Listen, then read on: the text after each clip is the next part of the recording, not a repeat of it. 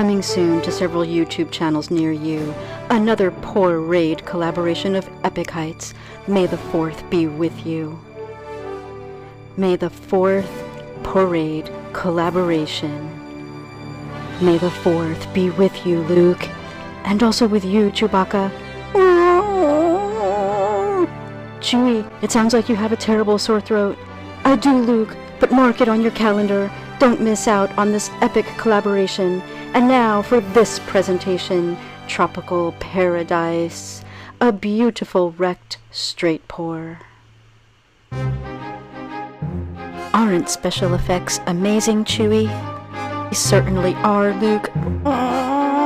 May the 4th be with you, Luke. See you soon at a YouTube channel or several near you.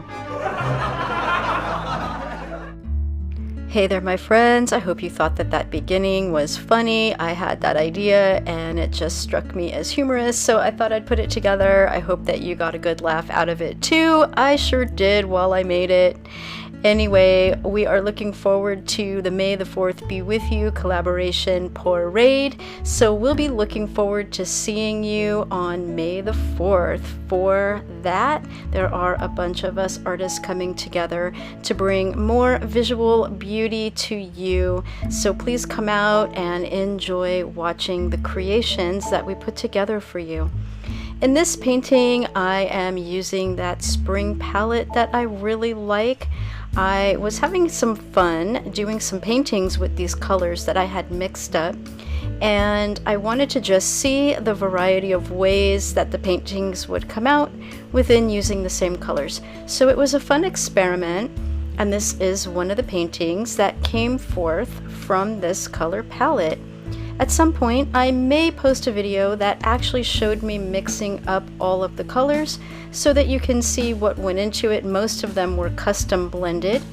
There are a few that are not. For example, I'm using an Arteza Prussian green that is not altered in any way. And oh, I said that wrong. I keep saying Arteza because that's how a lot of people have been saying it, and I thought it was pronounced that way too. But then I was watching a commercial actually put out by Arteza, and the girl in the video pronounced it Arteza. So I'm trying to teach myself to say it a different way. Anyway, I used some of their other colors within this. I'm kind of forgetting now, along with a Deco Art 24 karat, it's either metallics or 24K extreme sheen. I also don't remember at this point, but I went over all of the details in video footage where I mixed up everything. So I probably will at some point post that so people can just see what went into these colors if they want to know. And meanwhile, I'm pouring down the puddle in which I will be pouring my layered cup into. And I am just putting some gold around the edges here, not only as a flow extender, but I'm doing what I can to attempt to get some gold cells to pop through, which I don't think actually ended up working in this painting. I've occasionally gotten that technique to work, but not very often. I think there's something up with the humidity level ratios where I live, because I have heard that that can affect cell formation, and I certainly have some issues with getting some of the same results I see other artists get. But aside from that, I'm usually pretty pleased with the final results that I do get, and I feel that part of my style has to do with whatever is going on within my environment. And I kind of wonder what might happen when I move one day, because I probably will move one day, and I may live in a different locale where the weather will be different, the humidity levels may be different, so it would be interesting to see if different things begin to happen, because I have heard that that can affect cell formation. So I guess we'll see.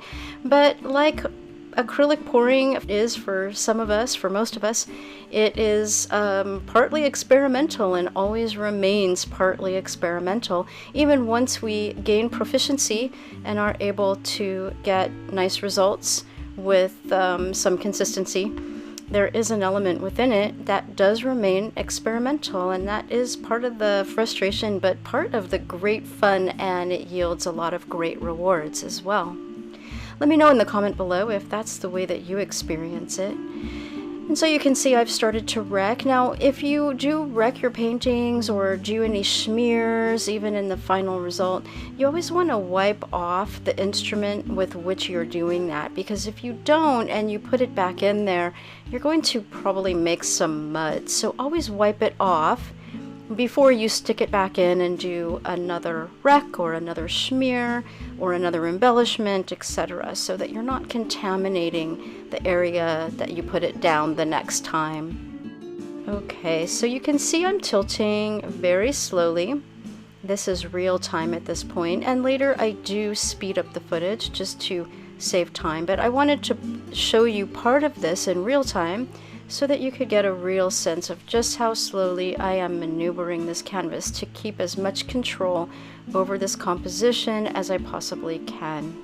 Please give a thumbs up if you like this video so far, and if you have not subscribed to my channel, please consider subscribing and clicking the bell, and I will offer fun things in the future, largely in my paintings, but sometimes in my humor. Alright, I will let you enjoy the rest of this video to the beautiful music, and up ahead, of course, I will show you the close-ups. I also do some embellishments with gold that I lay in after the tilting is complete, so you'll have that to look forward to in the footage ahead, the close-ups, and then the displayed results. And remember, my friends, be sure to catch us on the May the 4th Be With You collaboration. See you there.